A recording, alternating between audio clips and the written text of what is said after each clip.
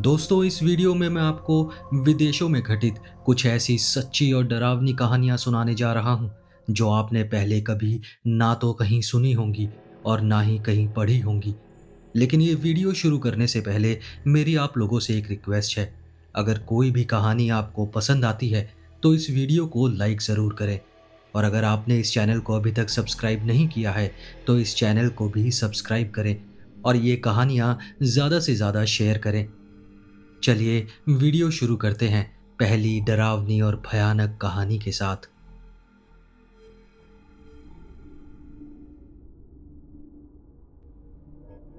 2016 से पहले मैं कैलिफोर्निया में रहती थी।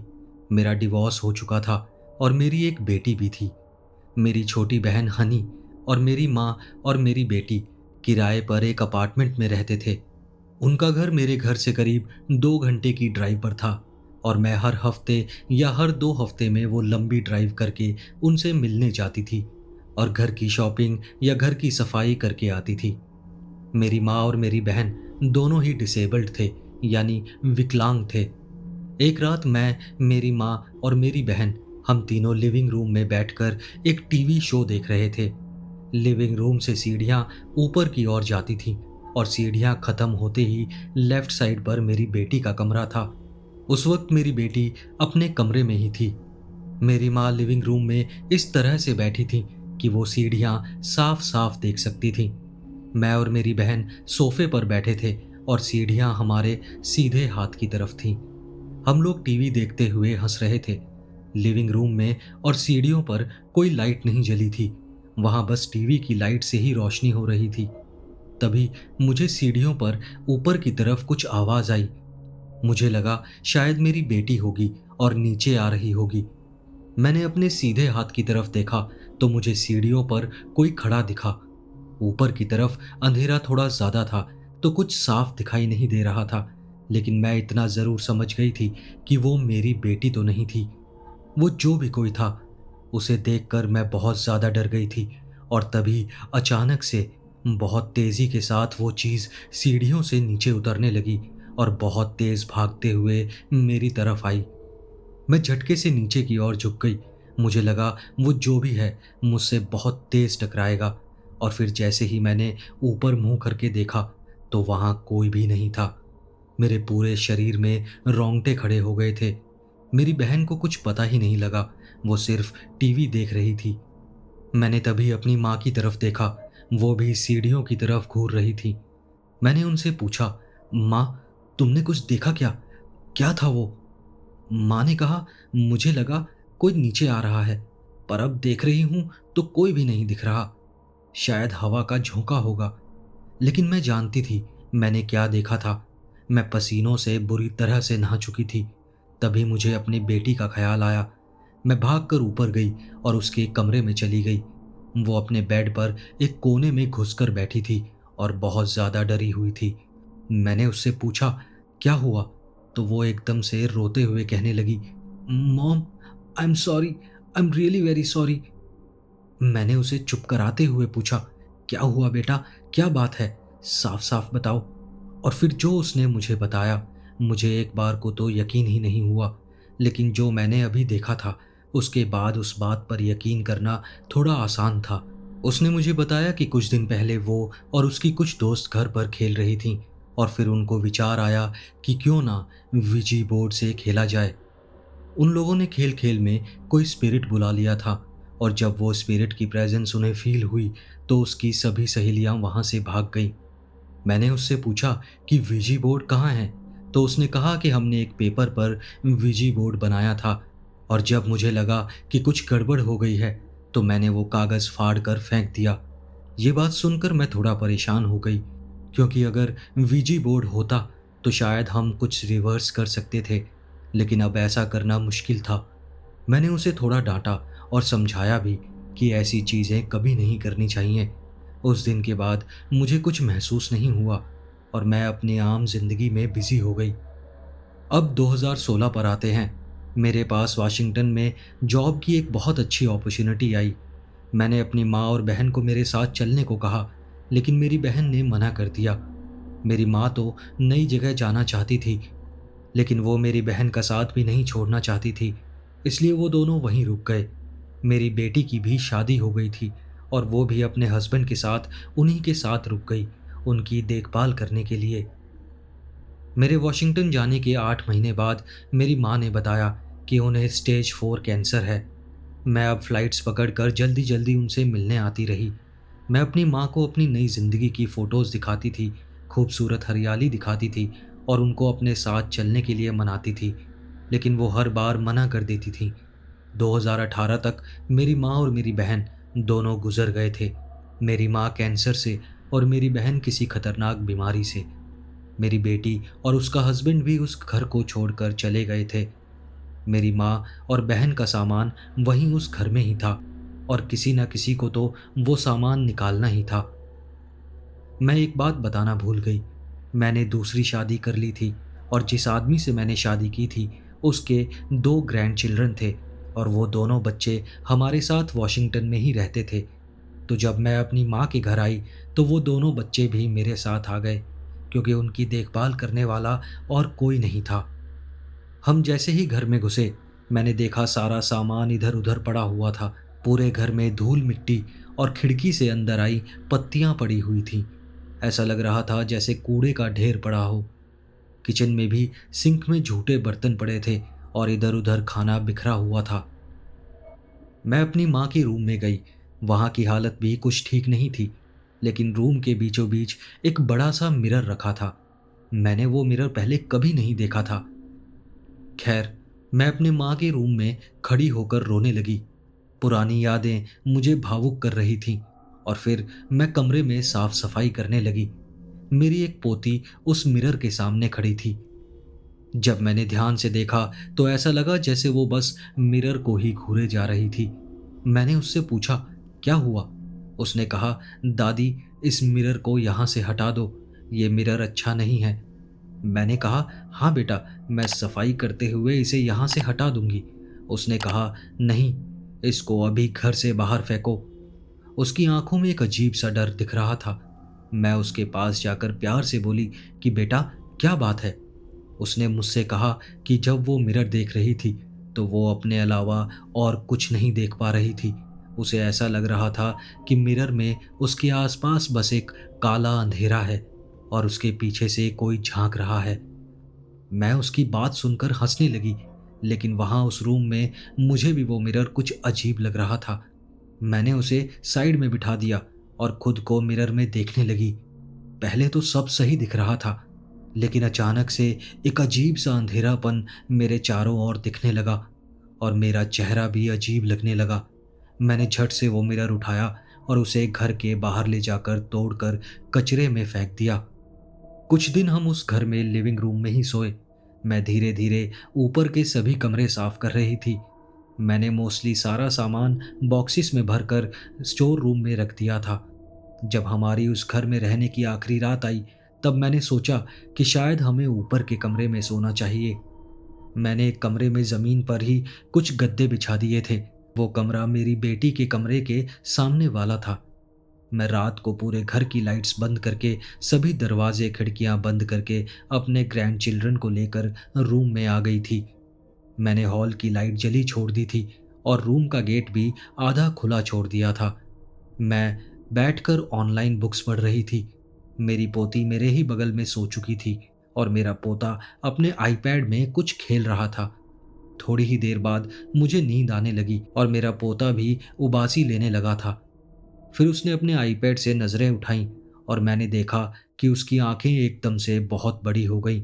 वो चिल्लाता हुआ गेट की तरफ भागा और फिर उसने बहुत ज़ोर से गेट बंद कर दिया और वापस भागकर मेरे पास आ गया। वो मेरे पास आते ही कंबल के अंदर घुस गया और मुझसे चिपक कर चुपचाप लेट गया। मुझे उसका वो बर्ताव बहुत अजीब लगा, लेकिन तभी मेरी नज़र गेट पर गई। गेट के नीचे से हॉल की लाइट में कोई चलता हुआ महसूस हो रहा था। गेट के नीचे से मुझे साफ साफ परछाइयाँ दिख रही थीं और वो परछाइयाँ कभी धीरे तो कभी तेजी से इधर उधर जा रही थीं। वो सब देखकर मेरा गला सूख गया, लेकिन मेरी हिम्मत नहीं हुई कि मैं बाहर जाकर देखूं। अचानक से मुझे वही पहले वाला किस्सा याद आ गया था। कुछ देर बाद मैं भी सो गई, लेकिन बीच रात में मेरी आंख खुल गई। मुझे बहुत ज़ोरों से बाथरूम का प्रेशर लगा था।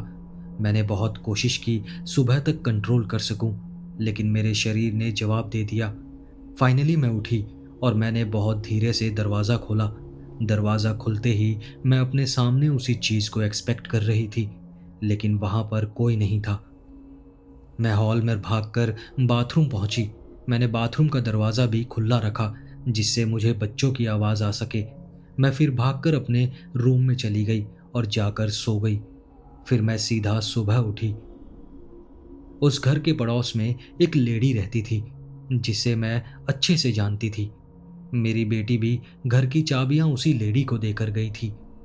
उस आखिरी दिन सुबह को उस लेडी का कॉल मुझे आया। मैंने उसे बताया कि मैं यहीं हूँ और कुछ दिनों से घर में ही रह रही हूँ, लेकिन आप मुझे दिखे नहीं।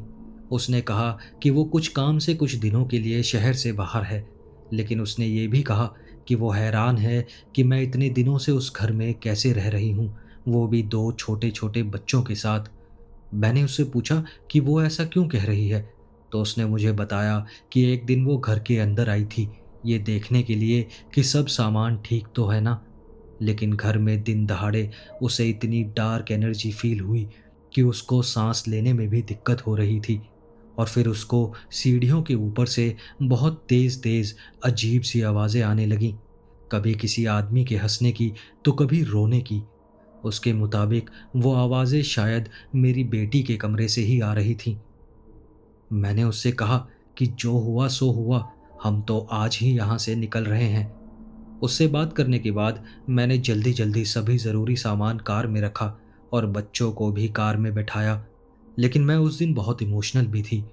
मैं उस घर को आखिरी बार देख रही थी। मैं एक आखिरी बार अपनी माँ के कमरे में जाना चाहती थी, वहाँ की यादों को संजोना चाहती थी, और इसलिए मैं अपनी माँ के कमरे में जाकर खड़ी हो गई और रोने लगी। लेकिन तभी कुछ ही सेकंड्स में मुझे ऐसा लगने लगा जैसे मेरे पीछे कोई खड़ा है। मेरी हिम्मत नहीं हुई कि मैं पीछे मुड़कर देखूं, और तभी मुझे एक गर्म सांस अपने गर्दन पर महसूस हुई, और फिर मेरे कान में किसी ने कहा, जाओ यहाँ से। वो आवाज़ सुनते ही मैं वहाँ से बहुत ज़ोर से भागी।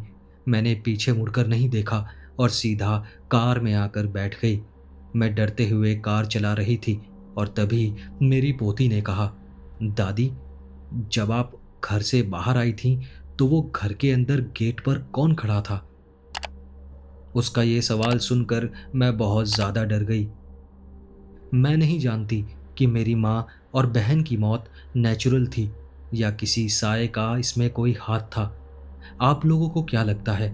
प्लीज़ कमेंट करके ज़रूर बताएं। और हाँ, वीजी बोर्ड जैसी चीज़ों को कभी यूज़ ना करें, इसी में आपकी भलाई है।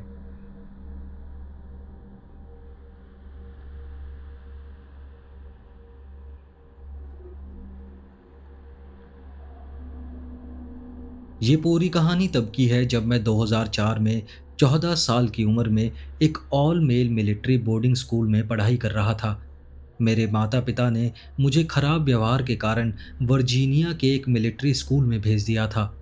कैडेट्स पूरे स्कूल वर्ष के दौरान स्कूल में रहते थे, केवल कुछ वीकेंड्स और छुट्टियों में ही बाहर जाया करते थे। ये स्कूल 1898 में खोला गया था और कैंपस की कई इमारतें 100 साल से भी ज़्यादा पुरानी थीं।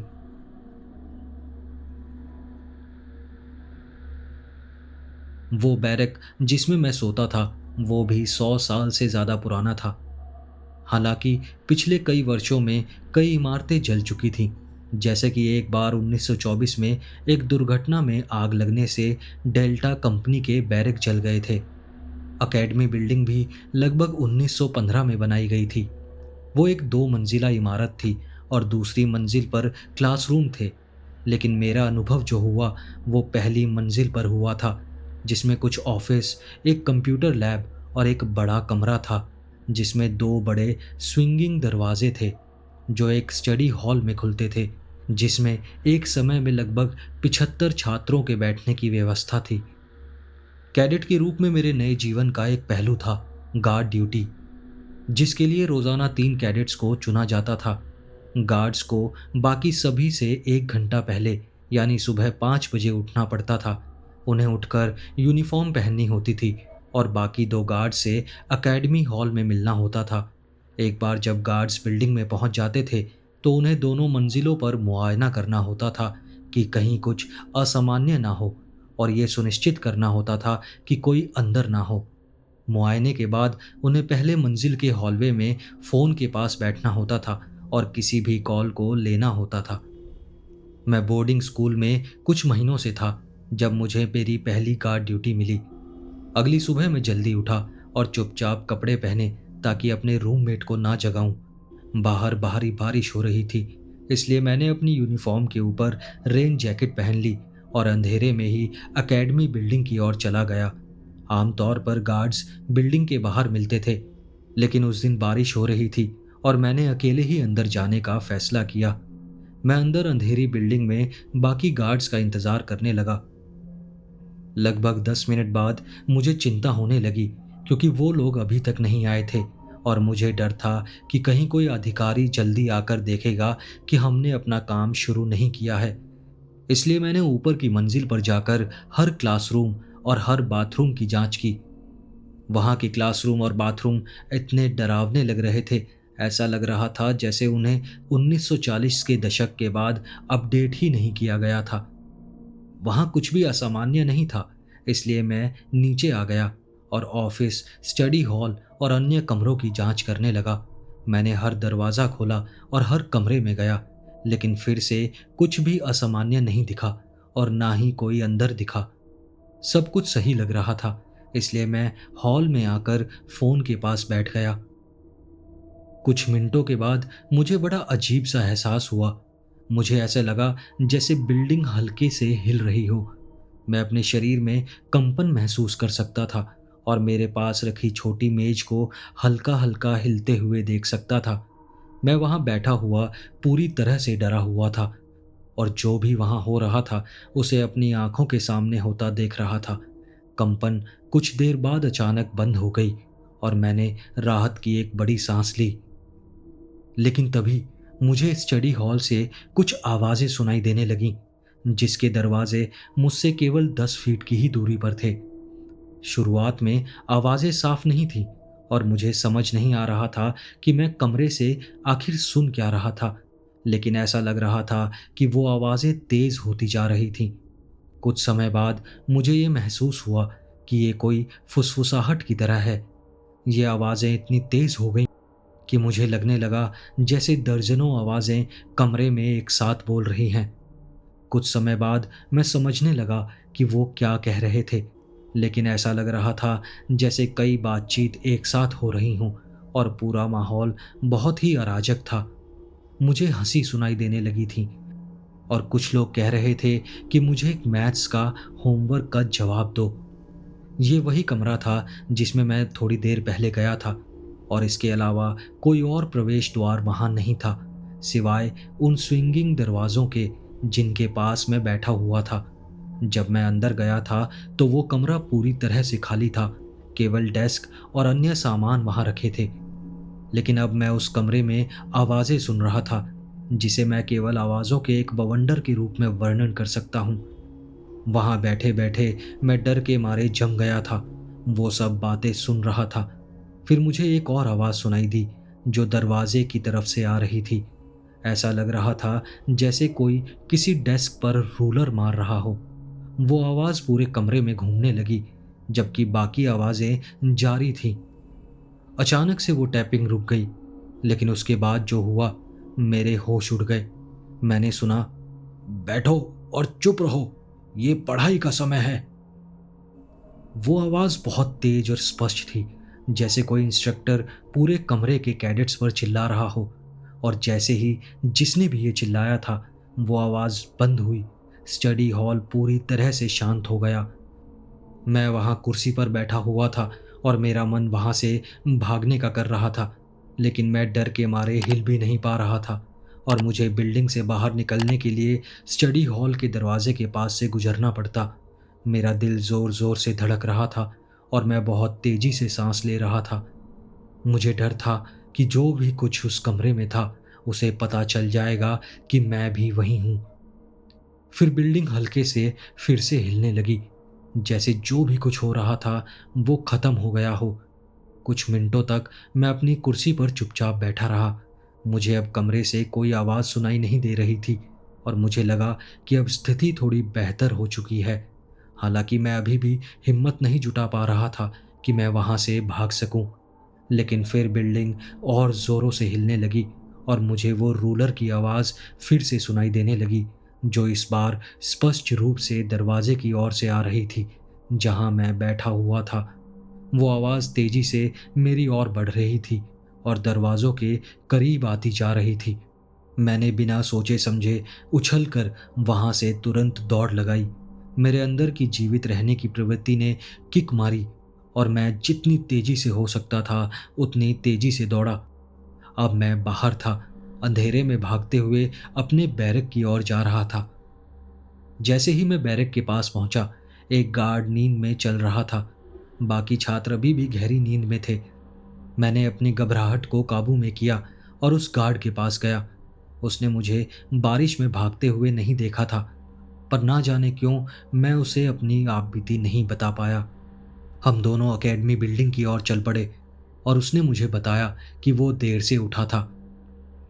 हम दोनों बिल्डिंग के अंदर गए और वो दूसरा गार्ड सीधा स्टडी हॉल की ओर बढ़ गया। उसने दरवाजे खोले, वो अंदर गया और अपने डेस्क पर बैग फेंक दिया। मैं उसके पीछे पीछे गया, लेकिन अब कमरा पूरी तरह से खाली था। डेस्क और कुर्सियां वहीं रखी हुई थीं जहां मैंने उन्हें पहले देखा था, लेकिन इस बार कोई आवाज़ नहीं थी, कोई हलचल नहीं थी। सिर्फ वही शांत और पुराना स्टडी हॉल जैसा पहले था। मैं पूरी तरह से सदमे में था और समझ नहीं पा रहा था कि थोड़ी देर पहले जो हुआ था वो क्या था। उस गार्ड ने मुझसे पूछा, तुम ठीक तो हो भाई? कुछ घबराए हुए लग रहे हो। मैंने उसे जल्दी से जवाब दिया कि हाँ, सब ठीक है। वो बस बारिश में दौड़ने के कारण थोड़ा थक गया हूँ। उसने सर हिला दिया और अपने काम में लग गया। मैं वहीं खड़ा था, मन में सवालों का बवंडर लिए हुए। क्या मैं जो अनुभव कर रहा था वो असलियत थी या सिर्फ मेरे दिमाग का कोई खेल था? मैं समझ नहीं पा रहा था कि उन आवाज़ों और उस कंपन का क्या मतलब था, लेकिन इतना निश्चित था कि जो भी कुछ मैंने महसूस किया और सुना था वो हकीकत थी और मैं उसे नज़रअंदाज नहीं कर सकता था। उस दिन के बाद मैंने उस घटना के बारे में किसी से कुछ नहीं कहा। मैं डर गया था कि लोग मेरा मजाक उड़ाएंगे या मुझ पर विश्वास नहीं करेंगे। लेकिन वो दिन हमेशा मेरे दिमाग में ताज़ा रहा, जैसे वो बस अभी अभी हुआ हो। मैंने उस पुरानी एकेडमी बिल्डिंग से हमेशा बचने की कोशिश की और जब भी मुझे गार्ड ड्यूटी मिली, मैं उस इमारत में अकेले जाने से बचता था। यहाँ तक कि आज भी जब मैं उस अनुभव के बारे में सोचता हूँ तो मेरे रोंगटे खड़े हो जाते हैं। मैंने बाद में सुना कि उस स्कूल में ऐसे कई छात्र थे जिन्होंने अजीब घटनाओं का सामना किया था और कईयों ने उन भूतिया आवाज़ों और हलचलों के बारे में बताया था, लेकिन किसी के पास कोई ठोस जवाब नहीं था। शायद वो पुरानी इमारतें अपने इतिहास के कुछ भयानक हिस्सों को अपने अंदर संजोए हुए थीं और कभी-कभी वो हिस्से बाहर आकर अपनी मौजूदगी का एहसास कराते थे। मैंने फिर कभी उस इमारत में गार्ड ड्यूटी नहीं की।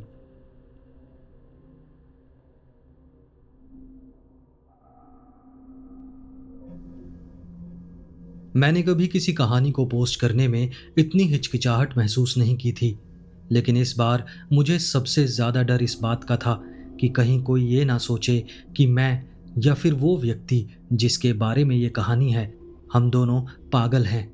हालांकि ये कहना कि ये सब वास्तव में हुआ बहुत घिसा पिटा लगता है, लेकिन मैं आपको यकीन दिला सकता हूँ, जो कहानी मैं आपको सुनाने जा रहा हूँ वो कहानी पूरी तरह से सच है। कहानी शुरू करने से पहले मैं थोड़ा परिचय देना चाहूँगा। मैं एक चर्च में इंटर्नशिप कर रहा हूँ जो नवाजों रिजर्वेशन साइट्स पर काम करता है, जैसे घरों की मरम्मत, छतों की मरम्मत, रंगाई पुताई और आंतरिक सुधार का काम। सुबह 8 बजे से शाम 5 बजे तक का काम होता है। अच्छी तनख्वाह मिलती है और लोग भी बहुत अच्छे हैं, इसलिए कुल मिलाकर मैं काफ़ी खुश हूँ। ये कहने के लिए भी माफ़ी चाहता हूँ कि मैं नवाज़ों परंपराओं का कोई अपमान नहीं करना चाहता। ये कहानी बस मेरे अनुभव का वर्णन है, जो मेरी इस यात्रा के दौरान घटित हुई थी। पिछले 2 महीनों की इस इंटर्नशिप में मैंने यहाँ की कुछ निवासियों के साथ काफ़ी घनिष्ठ संबंध बना लिए थे। एक महिला विशेष रूप से, जिनसे मैं अच्छी तरह से परिचित हो गया था, वो काफ़ी अंधविश्वासी थीं। वो हमेशा कहती थीं कि रात के समय बाहर ना रहा करो, या और भी कई अजीबोगरीब बातें करती थीं। लेकिन सबसे बड़ा वर्जित विषय था नवाज़ों की लोक कथाएँ, खासकर स्किन वॉकर के बारे में बात करना। मेरे सीनियर्स ने मुझे स्पष्ट रूप से कहा था कि इस बारे में कभी भी बात मत करना। लेकिन एक दिन कुछ अलग था। उस दिन मेरे मन में एक सवाल बहुत तेजी से उठ रहा था। मैं अपने लंच ब्रेक पर था। उस महिला के घर के कुछ हिस्सों की पेंटिंग पूरी करने के बाद मैं लंच करने बैठा था। वो मेरे पास आकर अपने पोर्च पर बैठ गईं और हम थोड़ी देर तक बातें करते रहे। आखिरकार मुझे लगा कि अब मैं उनसे कोई भी सवाल पूछने में सहज हूँ। मैंने उनसे किसी लोक कथा या वेयरवुल्फ जैसी चीज़ों के बारे में पूछा। मुझे लगा कि वो तुरंत ना कह देंगी और विषय बदल देंगी। मुझे डर था कि कहीं मैं उन्हें नाराज़ ना कर दूं। लेकिन मेरी हैरानी तब हुई जब उन्होंने बाहर के दृश्य की ओर देखा, कुछ देर के लिए रुकी और फिर बोली, हाँ, मैं जानती हूँ, कुछ लोगों ने इसका अनुभव किया है। उन्होंने फिर वेयरवुल्फ का विवरण देना शुरू किया। उनके अनुसार वेयरवुल्फ साधारण इंसान की तरह दिखते हैं, लेकिन उनके चेहरे और शरीर पर सफ़ेद रंग का मास्क और पेंट होता है। उनका पूरा शरीर सफ़ेद, जैसे कोई लाश हो, और काले प्रतीक चिन्हों से ढका हुआ होता है। ये निशान शैतान की पूजा से संबंधित हो सकते हैं। खास तौर पर वो कब्र खोदने वाले और नेक्रोमेंसर होते हैं, जो शवों से गहने चुराते हैं। हालांकि वे शवों के साथ और भी बहुत कुछ करते हैं, लेकिन इसके बारे में उन्होंने ज़्यादा विस्तार से नहीं बताया। वेयरवुल्फ अपनी शक्ति शैतान से प्राप्त करते हैं। यही कारण है कि उनमें अलौकिक ताकत और सहन शक्ति होती है। मुझे ये सुनकर आश्चर्य हुआ। मैंने कभी सोचा भी नहीं था कि वेयरवुल्फ इस तरह से दिखते होंगे। स्कूबी डू या ट्वाइलाइट की कहानियों से वेयरवुल्फ की छवि बिल्कुल अलग थी। हालांकि अंदर ही अंदर मुझे लग रहा था कि यह सब थोड़ा अजीब है। लेकिन इससे पहले कि मैं और कोई सवाल पूछ पाता, उन्होंने अपनी एक व्यक्तिगत घटना सुनाई जिसने मेरी रूह को कँपा दिया। उन्होंने बताया कि एक दिन वो और उनके पति पहाड़ियों के किनारे घुमावदार सड़कों पर गाड़ी चला रहे थे। तभी उन्होंने सड़क के बीचों बीच एक महिला को देखा, जिसने अपने चेहरे को हाथों से ढक रखा था और घुटनों के बल बैठी हुई थी, मानो वो रो रही हो। जब वो महिला गाड़ी की हेडलाइट्स की ओर देखती है, तो उसके चेहरे पर वही सफ़ेद रंग और शैतानी प्रतीक चिन्ह होते हैं जिनका उन्होंने पहले जिक्र किया था। उनके पति ने हॉर्न बजाया और तुरंत ब्रेक मारे, लेकिन तब तक बहुत देर हो चुकी थी। उन्हें एक तेज आवाज़ सुनाई दी, जैसे महिला की हड्डियां टूट गई हों और खून पूरे विंडशील्ड पर छिटक गया। उन्होंने गाड़ी रोकी और जब उन्हें समझ आया कि आखिरकार हुआ क्या है, तो वो जल्दी से उस जगह पर भागे जहां उन्होंने महिला को टक्कर मारी थी। लेकिन वहां पहुंचने पर उन्हें कोई शव नहीं मिला और ना ही वहां खून का कोई निशान था। अब यहाँ एक बात ध्यान देने योग्य है। यह हिस्सा रिजर्वेशन का काफ़ी सपाट हिस्सा है, जहाँ से साफ दिखाई देता है कि कोई व्यक्ति अगर गाड़ी से टकराए तो वो कहाँ गिरा होगा। लेकिन वहाँ उन्हें किसी भी चीज़ का कोई सुराग नहीं मिला।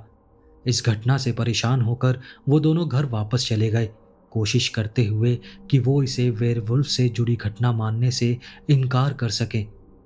हालांकि उस समय वो पारलौकिक चीज़ों पर विश्वास नहीं करते थे। उन्होंने इसे अपने दिमाग की कल्पना मानकर छोड़ने की कोशिश की।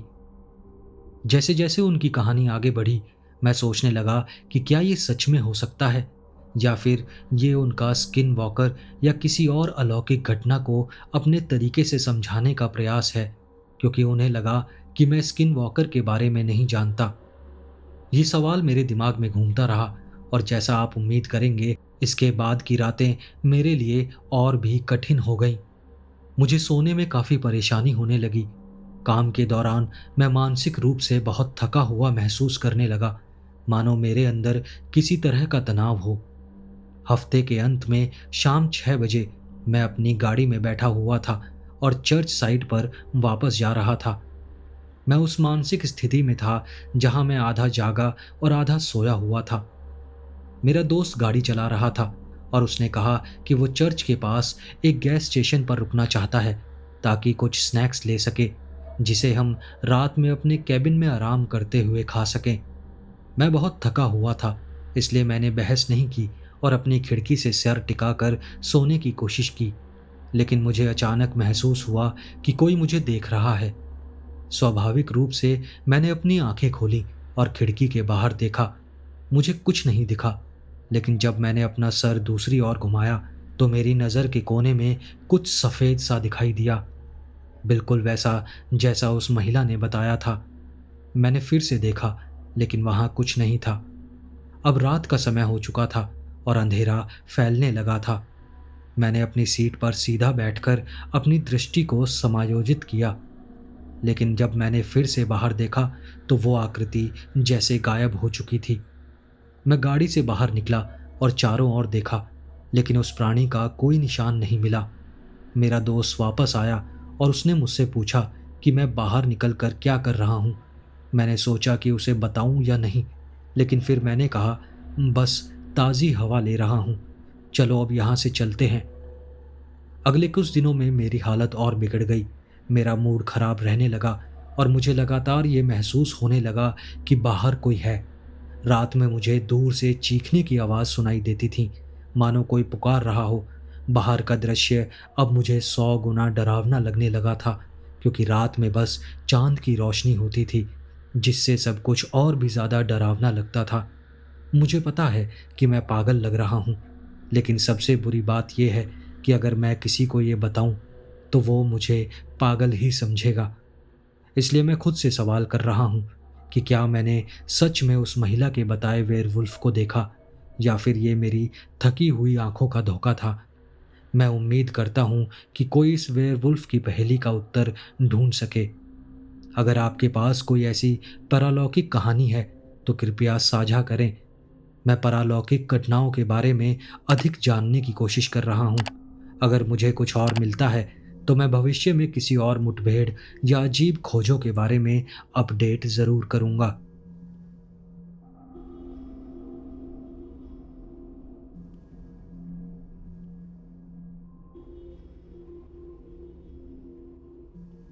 ये सब कुछ महीने पहले शुरू हुआ था, जब हम अपने नए घर में शिफ्ट हुए थे। थोड़ी और जानकारी देने के लिए बता दूं कि मैं अपने सौतेले पिता, छोटे भाई और हमारा कुत्ता कॉस्मो के साथ रहता हूं। हमने एक पुराने घर में शिफ्ट किया था, जो एक छोटे से पथरीले रास्ते पर स्थित था, जहां 3 अन्य घर भी थे। एक तरफ सड़क थी और दूसरी तरफ कई मील तक जंगल फैला हुआ था। जब मैं कहता हूँ कि ये घर पुराना था, तो मेरा मतलब कि ये घर 1800 के दशक का था, और इसमें जब कोई चलता था या दरवाज़ा खोलता था तो उसकी आवाज़ साफ साफ सुनाई देती थी। मुझे सटीक तारीख याद नहीं है, लेकिन समय याद है। ये रात के करीब 2 बजे की बात है। मैं अकेला था। मेरा छोटा भाई और हमारा कुत्ता दोनों ऊपर सो रहे थे, और वो बिल्कुल भी नहीं हिले थे, क्योंकि अगर वो हिलते तो मुझे सुनाई देता। अचानक मैं बाथरूम जाने के लिए उठता हूँ, और जैसे ही मैं अपने दरवाजे की तरफ बढ़ता हूँ, मुझे लिविंग रूम में किसी के दौड़ने की आवाज़ सुनाई देती है। ये सुनकर मैं चौंक गया और वहीं रुक गया। मैंने कोशिश की कि मैं डरकर चिल्लाऊं नहीं। वो दौड़ती हुई आवाज़ बार बार आ रही थी।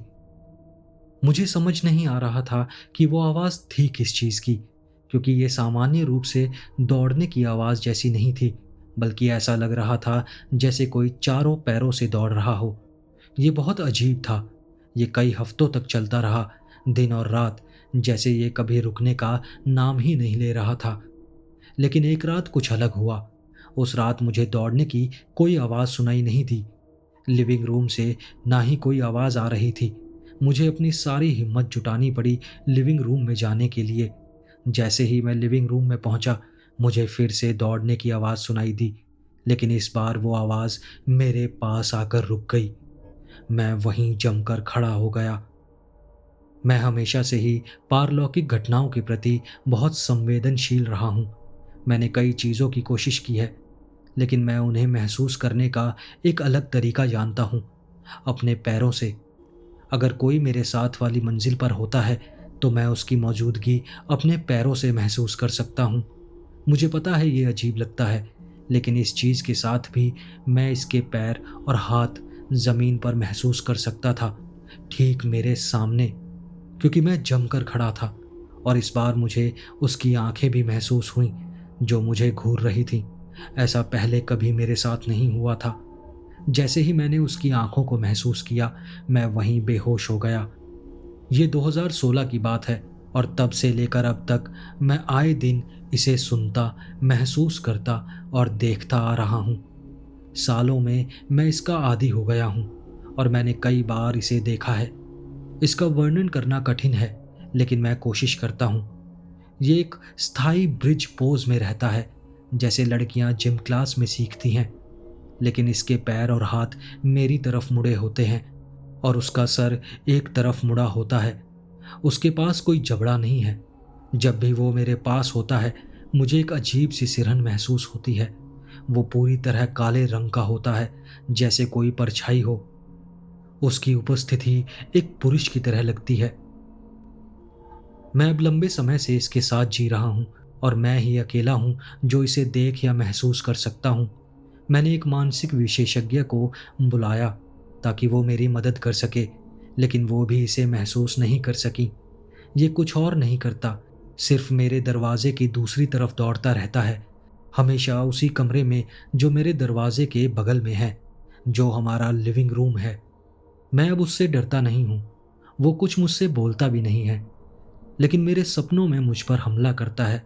जब मैं जाग जाता हूँ, तो मेरी चीखने की इच्छा होती है, और ऐसा लगता है कि मैं अब कांपने वाला हूँ। मुझे नहीं पता कि ये क्या है और वो मुझसे क्या चाहता है, लेकिन वो मुझे कभी अकेला नहीं छोड़ता। अगर कोई बता सकता है कि ये सब क्या है, तो कृपया मुझे ज़रूर बताएं, ताकि मैं कुछ शांति पा सकूं।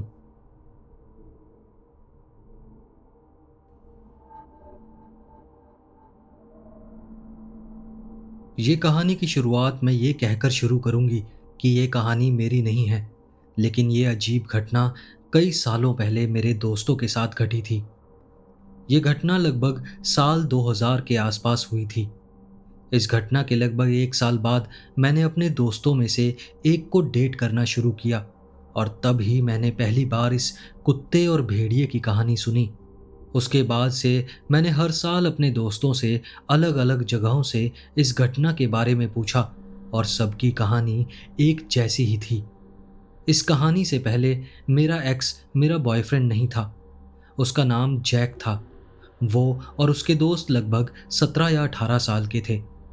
इस उम्र में धूम्रपान के लिए कोई जगह खोजने का रोमांच हुआ करता था।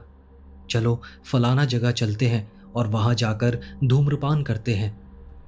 वो अच्छे पुराने दिन थे, जब हम माता पिता से दूर जाने की योजना बनाते थे और पूरा दिन धूम्रपान के आसपास घूमता था।